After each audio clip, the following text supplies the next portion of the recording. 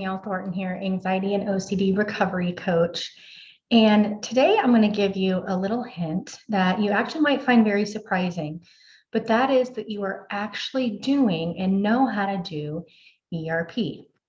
So what I want you to do is take a minute to think about a time where you had a decision to make and you had some uncertainty. You weren't 100% sure where to go with it, but there was some uncertainty. And essentially what you did is you may have thought about it for a fairly short period of time, right? You made a decision and you moved forward with that decision. And then you learned something from that, right? So this is exactly what ERP is doing. ERP is not some magic solution that some doctor came up with. ERP is what you are already doing anytime there is anxiety or uncertainty in your life where you don't get stuck in it.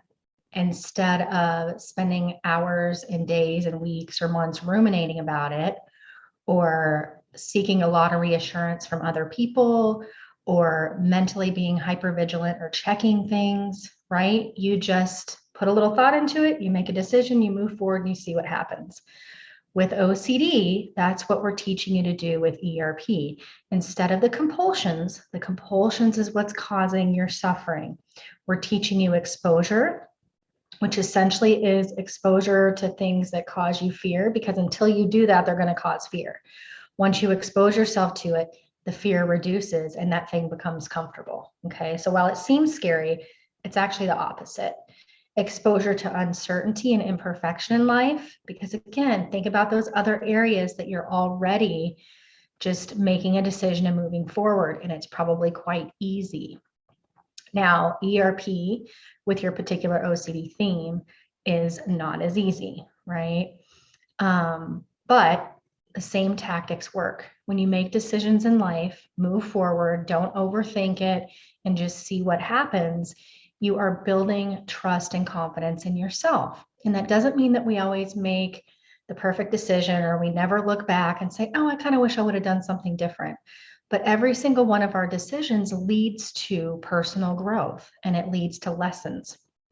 And that's how we build confidence in ourselves. That's how we build self-trust.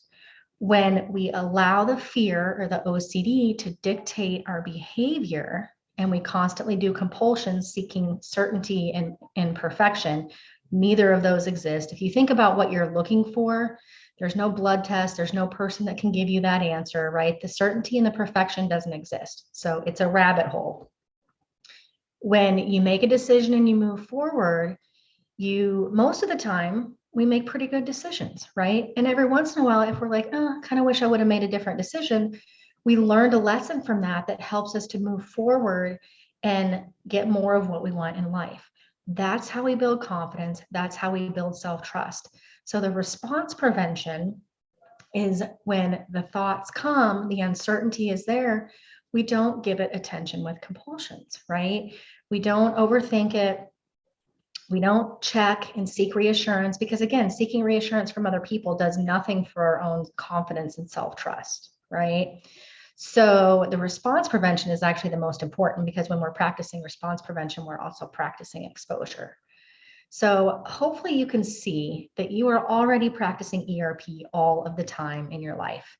In areas it just feels easier, it is easier. You are not overthinking things. There's uncertainty and anxiety everywhere, all the time, daily, right? Every time we get in the car, a car accident could happen, but most of us don't worry about that too much, right? We just get in the car, we drive the best we can, and we hope everything works out okay.